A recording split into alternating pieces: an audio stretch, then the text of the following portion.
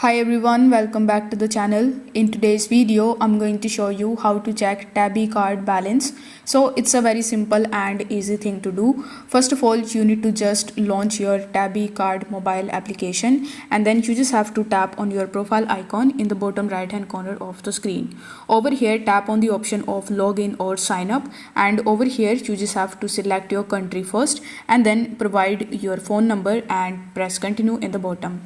This way you will be able to log in into your account, and once you are successfully logged in into your account, by default on the home page you will be able to see your Tabby card balance, and right next to it you will be able to see all of your installments. So once you tap on this option, you will be landed on this page where again on the top you are going to see your Tabby card balance and your due installments. So you can pay your installments by tapping on the pay option and selecting your payment method. So if this video helped you out, don't forget to like the video and subscribe to the channel.